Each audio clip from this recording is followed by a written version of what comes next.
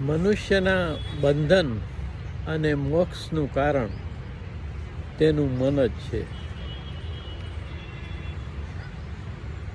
મનનો વિશુદ્ધ છેડો આત્મતત્વ છે અને અશુદ્ધ છેડો છે એ આપણું ચીલા ચાલુ મન છે, જે આપણને અહંકાર, મમતા, માયા, મોહ થકી જગત સાથે જડ રીતે બાંધેલું રાખે છે. જ્યારે આત્માના છેડે એ જ મન નિત્ય નિરંતર માં સ્થિત પ્રભુ પરમાત્માની સાથે યુક્ત રાખે છે. તો મનના સંદર્ભે એક નાનકડી રચના કરી છે, એ વાંચી સંભળાવું છું. નિત્ય નિરંતર પરમાત્મામાં સ્થિત થવું એ વર્તમાનની હાજર ક્ષણમાં શક્ય છે. યોગ સ્થિત રહી અને આપણા નિયત કર્તવ્યો કર્મ કરવા, એવું ભગવાન કૃષ્ણ ગીતામાં કહે છે. ફળેચ્છા રહિત કર્તવ્ય બુદ્ધિથી કર્મો કરવા અને સમત્વ યોગે કર્મો કરવા, એ જ કર્મોમાં કુશળતા છે. જગતનો કોઈ બોધ હોય, પરંતુ એનો મૂળ સ્ત્રોત તો હંમેશા મારી દ્રષ્ટિએ ગીતા જ છે.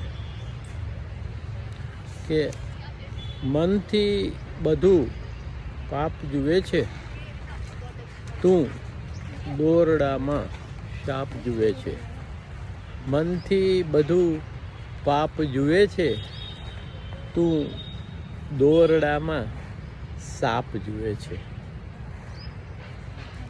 કે બ્રહ્મથી દિશે રૂડું રૂપાળું, બ્રહ્મથી દિશે રૂડું રૂપાળું, તું જાત નહીં છાપ જુએ છે.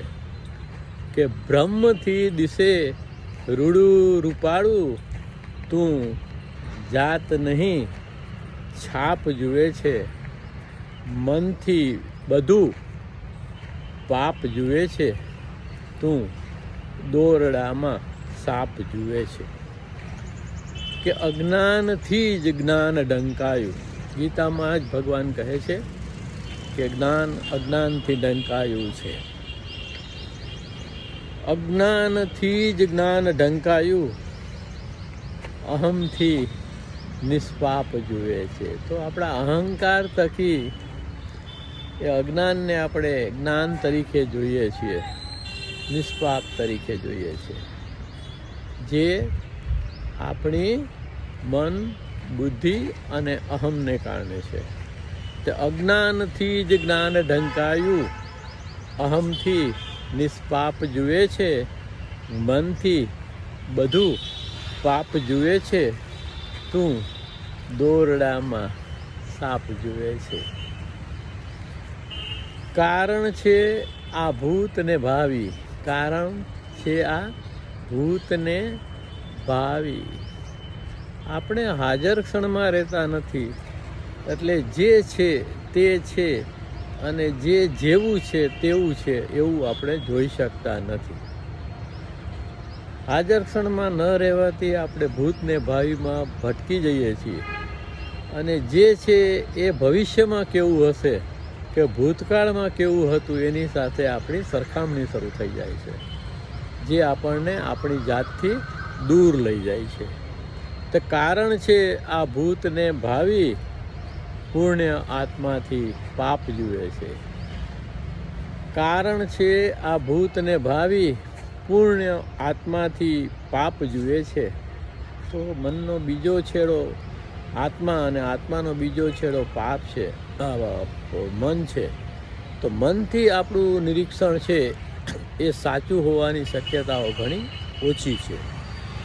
કે કારણ છે આ ભૂતને ભાવિ, પુણ્ય આત્માથી પાપ જુએ છે. મનથી બધું પાપ જુએ છે, તું દોરડામાં સાપ જુએ છે. કે સર્વોપરી છે સ્વરૂપ જ્ઞાન, સર્વોપરી છે સ્વરૂપ જ્ઞાન, ચર્મ ચક્ષુથી છાપ જુએ છે. સર્વોપરી છે સ્વરૂપ જ્ઞાન, તો આપણું સ્વરૂપ છે એ પરમાત્મામાં સ્થિત છે. આપણું સ્વરૂપ છે એ બ્રહ્મ સ્થિત છે. આપણે બ્રાહ્મી સ્થિતિમાં તત્વમસી અહમ બ્રહ્માસ્મિ સર્વ ખલવિદમ બ્રહ્મ ભાવમાં રહેવું જોઈએ. આ આપણું નિયત કર્તવ્ય કર્મ છે. તો સર્વોપરી છે સ્વરૂપ જ્ઞાન, ચર્મ ચક્ષુથી છાપ જુએ છે, કે મનથી બધું પાપ જુએ છે, તું દોરડામાં સાપ જુએ છે. આત્મનજી કે સુનો રે સાધો, આત્મનજી કે સુનો રે સાધો, તું દોરડામાં સાપ જુએ છે, મનથી બધું પાપ જુએ છે, તું દોરડામાં સાપ જુએ છે. ઈશ્વર પરમઃ કૃષ્ણ સચ્ચિદાનંદ વિગ્રહ આદિર ગોવિંદ સર્વ કારણ કારણમ.